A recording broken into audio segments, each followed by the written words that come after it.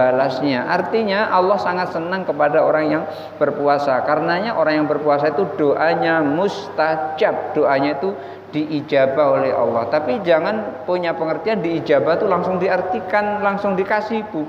Tidak seperti itu. Diijabah itu artinya sudah diterima oleh Allah, cuman Allah sendiri nanti yang akan memberikan itu kapan waktunya yang tepat. Ibaratnya kalau Pak RT menyampaikan proposal kepada Pak Gubernur untuk pembangunan masjid umpamanya, udah diterima oleh Pak RT, oleh Pak Gubernur, apa begitu diterima langsung cair? Tidak, nunggu waktu yang tepat baru apa yang diminta dari proposal itu baru cair. Maka bulan Ramadan ini adalah bulan di mana Allah Subhanahu wa taala cinta kepada orang yang berpuasa, dan puasanya itu orang yang berpuasa akan dijawab atau dikabulkan setiap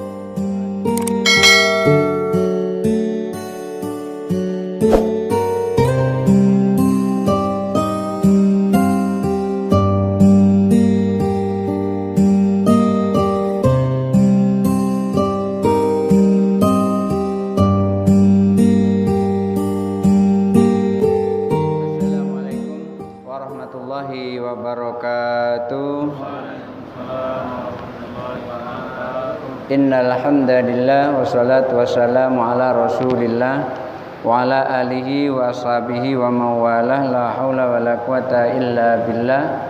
Rabbi syrah li sadri wa yassir li amri wa hlul 'uqdatam min lisani yafqahu qawli, amma ba'du. Bapak Ibu hadirin jamaah Masjid Nurul Rahimah yang dirahmati Allah Subhanahu wa taala. Alhamdulillah kita telah selesai sholat tarawih malam ini. Selanjutnya insya Allah nanti akan kita sambung dengan witir berjamaah bersama-sama. Tapi sebelum itu mari kita memperhatikan wejangan yang disampaikan oleh Syekh Abdul Qadir Jilani. Beliau menjelaskan tentang Ramadan, bahwasanya beliau menyampaikan Ramadan khamsu akhrufin.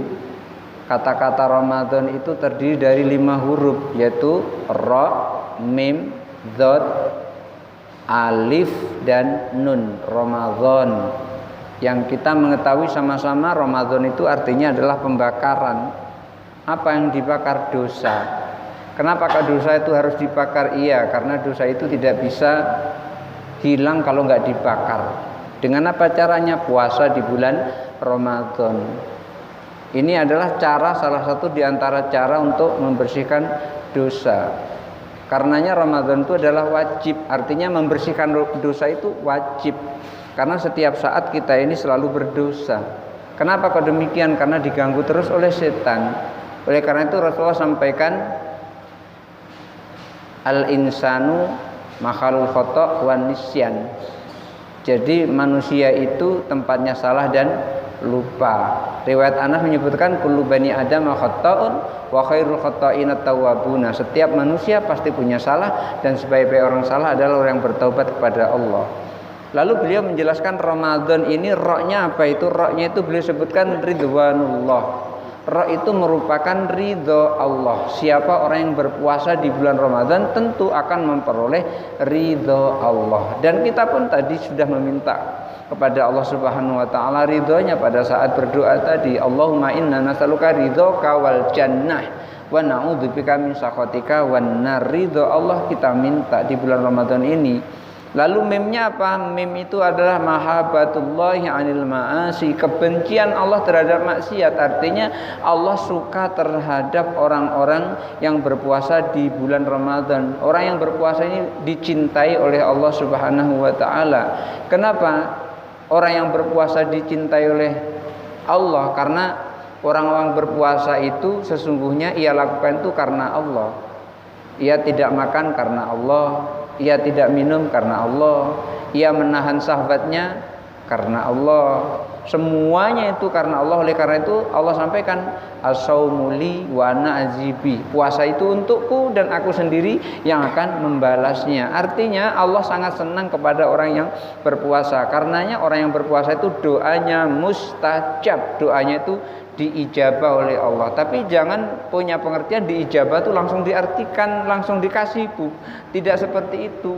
Diijabah itu artinya sudah diterima oleh Allah, cuman Allah sendiri nanti yang akan memberikan itu kapan waktunya yang tepat. Ibaratnya kalau Pak RT menyampaikan proposal kepada Pak Gubernur untuk pembangunan masjid umpamanya, udah diterima oleh Pak RT, oleh Pak Gubernur, apa begitu diterima langsung cair? Tidak, nunggu waktu yang tepat baru apa yang diminta dari proposal itu baru cair. Maka bulan Ramadan ini adalah bulan di mana Allah Subhanahu wa taala cinta kepada orang yang berpuasa, dan puasanya itu orang yang berpuasa akan dijawab atau dikabulkan setiap doa-doanya. Wa dzat Ramadan, dzat apa itu dzat? Zimanullah, tanggungan Allah. Orang-orang yang berpuasa itu ditanggung oleh Allah, dijamin oleh Allah. Apa dijamin? Dijamin itqun minan nar, dijamin bebas dari api neraka asal puasa. Tapi ya jangan puasa saja, ya harus sholat 5 waktu. Ini tentang puasa dijamin oleh Allah terus sholat ditinggal gitu. Mentang-mentang puasa itu tidurnya, orang puasa itu ibadah, terus tidur dari subuh sampai maghrib. Nah, itu meninggalkan yang lain. Itu jangan sampai seperti itu. Memang Imam Ghazali menyebutkan di dalam Bidayatul Hidayah, beliau menyampaikan orang yang menjalankan kewajiban, sholat dilakukan, puasa di bulan Ramadan dilakukan, ketika sudah punya uang dan sudah sampai haul nisabnya dikeluarkan zakatnya, ketika sudah siap untuk berangkat haji. Yang wajib dilaksanakan salamatun minal muhlikat, selamat dari kecelakaan masuk ke dalam neraka. Yang wajib saja, nggak usah yang sunat, nggak usah sholat ba'diyah qobliyah, nggak usah membaca apa ketika mau makan baca bismillah, nggak usah. Pokoknya yang wajib dikerjakan itu sudah salamatun minal muhlikat, selamat dari kecelakaan masuk ke dalam neraka. Lalu gimana kalau ada orang yang ngaji, ikut pengajian, kemudian sholat sunnah, ini keuntungan. Maka ribhun ini namanya ribhun, keuntungan setelah dia punya modal. Modalnya apa? Itu menjalankan yang wajib. Yang wajib itu adalah modal, yang sunnah itu adalah keuntungan. Maka ditanggung oleh Allah orang yang berpuasa di bulan Ramadan. Wal alif Ramadan surah Dzat itu kan alif. Alif itu adalah ulfatullah, kasih sayang Allah. Siapa yang berpuasa di bulan Ramadan ini akan dicurahkan kasih sayang Allah kepadanya. Maka ketika Allah mencurahkan kasih sayang kepadanya, maka di bulan Ramadan ini kita pun juga gampang memberi kepada orang lain. Kenapa? Karena Allah telah mencurahkan kasih sayangnya kepada kita, sehingga kita senang. Begitu senang kita pun membagi kesenangan kita kepada orang lain. Wa nun, dan nun itu adalah nurullah, cahaya Allah. Orang yang berpuasa di bulan Ramadan akan memperoleh cahaya Allah Subhanahu wa taala. Wa syahrul ridwan, bulan Ramadan itu adalah bulan yang penuh dengan keridhaan Allah, wa mahabbah, dan penuh dengan cinta kasih Allah, wa dhiman, tanggungan Allah, wa ulfan, kasih sayang Allah, wa nawalun wa karamah, dan juga akan memperoleh kemuliaan lil aulia, untuk para wali-wali Allah, wal abror, dan orang-orang yang baik, orang-orang yang berbuat baik. Orang-orang yang berbuat baik, wali-wali Allah di bulan Ramadan ini akan memperoleh semua ini. Ridho Allah dia peroleh, cinta kasih Allah diperoleh, zimanullah diperoleh. Dan bahkan ada seseorang yang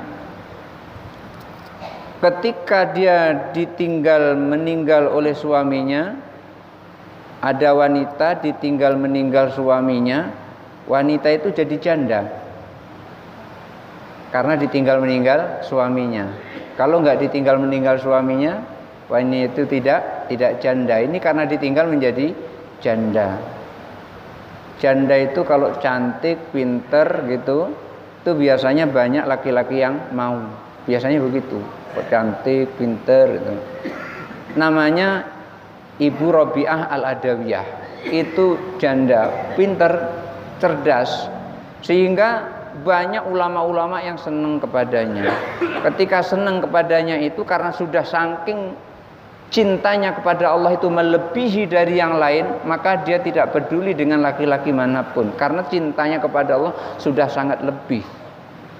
Tetapi kan kalau begitu menolak gitu saja kan akan menyakiti hatinya. Umpamanya yang di antara yang senang kepada Ibu Rabiah itu namanya Kiai Hasan Basri. Kiai Hasan Basri itu orang-orang yang di antara orang-orang yang senang kepada Ibu Rabiah dan yang paling alim. Karena Ibu Rabiah itu menginginkan jodoh yang paling alim. Lalu di antara laki-laki yang lamar itu ditanya, siapa di antara bapak-bapak ini yang paling alim? Lalu disodorkanlah Kiai Hasan Basri itu. Akhirnya yang pertama sekali yang akan diterima untuk istilahnya itu diwawancarai sebelum jadi suaminya, diwawancarai dulu, itu Kiai Hasan Basri. Ibu Rabiah nyampaikan kepada Kiai Hasan Basri, kalau engkau Pak Yai kalau bisa menjawab pertanyaan saya yang 4 ini, maka aku mau jadi istrimu. Jarang ini dilakukan oleh perempuan sekarang nih, jarang. Ibu Rabiah untuk mencari calon suami ini harus bisa menjawab 4 pertanyaan. Ketika Ibu Rabiah mengajukan 4 pertanyaan ini disanggupi oleh Kiai Hasan Basri, ulama besar, pinter dia, kiai kan. Langsung ditanya. Yang pertama pertanyaannya, Kiai, nanti ketika aku mati, kira-kira aku bisa enggak mengucapkan kalimat La ilaha illallah Muhammadur Rasulullah? Kira-kira matinya husnul khotimah apa su'ul khotimah itu? Kalau misalnya bapak-bapak ditanya seperti itu dengan calon istrinya, kira-kira bisa enggak jawab itu? Kira-kira matinya nanti bisa mengucapkan la ilaha illallah Muhammadur Rasulullah atau tidak? Nah, tentu tidak akan bisa jawab. Kiai Hasan Basri juga begitu. Itu adalah hal yang gaib, hanya Allah yang tahu. Pertanyaan pertama meleset, enggak bisa dijawab. Kemudian melanjut ke pertanyaan kedua. Kiai, nanti kalau seandainya aku nanti mati terus dikubur, kira-kira aku bisa jawab enggak pertanyaan malaikat mungkar dan nangkir? Bisa enggak jawab? Kalau bapak-bapak ditanya oleh istrinya seperti itu, kira-kira bisa jawab dah nih. Kiai Hasan Basri aja enggak bisa jawab dia. Apa katanya? Ini adalah urusan gaib, hanya Allah yang tahu. Kenapa? Karena walaupun kita belajar mati-matian pagi, siang, sore, man rabbuka, Rabbi Allah, kayak gitu, itu enggak jadi jaminan bisa menjawab malaikat mungkar nakir. Begitu datang melihat malaikat mungkar langsung gemetar gitu, enggak bisa sama sekali menjawab pertanyaan itu. Karena apa? Yang menjawab itu adalah amal kita, bukan lisan kita. Maka Kiai Hasan Basri juga menjawab seperti itu. Itu adalah hal gaib, hanya Allah yang tahu. Kemudian pertanyaan kedua lewat pertanyaan ketiga diajukan. Kiai, nanti ketika manusia dibangkitkan dari alam kubur, kemudian terus dikumpulkan di padang mahsyar, itu nanti banyak kertas berterbangan.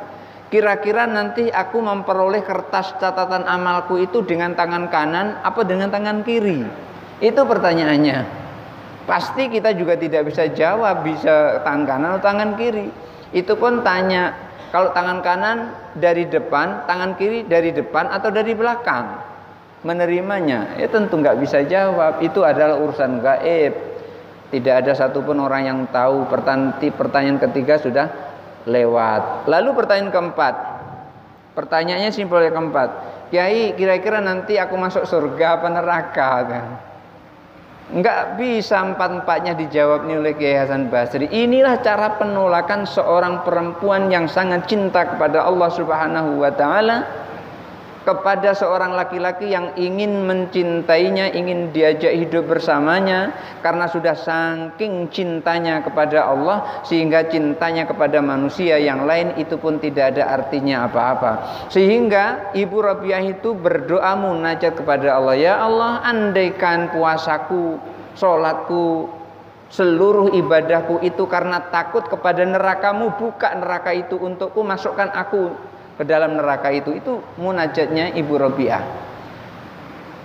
Kalau puasaku, sholatku dan seluruh ibadahku itu karena minta surgamu, tutup surga itu untukku, masukkan saja yang lain. Itu doanya, munajatnya Ibu Rabi'ah Al-Adawiyah. Kalau kita beribadah supaya masuk ke dalam surga, supaya tidak masuk ke dalam neraka. Ibu Rabi'ah enggak begitu. Kalau aku ini sholat, aku ini puasa karena takut kepada neraka, masukkan aku ke dalam neraka itu. Kalau aku pengen surga, tutup surga itu untukku. Tapi kalau ibadahku, sholatku, puasaku ini semata-mata karena rindu kepadamu, jangan sesekali engkau berpaling dariku. Itu munajatnya Ibu Rabi'ah Al-Adawiyah. Masya Allah. Ini sudah tingkat yang sangat tinggi kecintaannya pada Allah Subhanahu wa ta'ala. Maka orang-orang yang berpuasa di bulan Ramadan ini, maka dia akan memperoleh kemuliaan. Dan dia orang-orang yang memperoleh kemuliaan itu adalah termasuk wali-wali Allah dan termasuk orang-orang yang diberi kebaikan oleh Allah Subhanahu wa ta'ala. Mudah-mudahan kita semua termasuk salah satu di antara orang-orang yang diberi kebaikan oleh Allah Subhanahu wa ta'ala. Barangkali itu saja yang bisa saya sampaikan malam ini. Mudah-mudahan ada manfaatnya. Hadanallahu wa iyyakum ajmain. Wallahul muwaffiq ila aqwamit thoriq. Wassalamualaikum warahmatullahi wabarakatuh.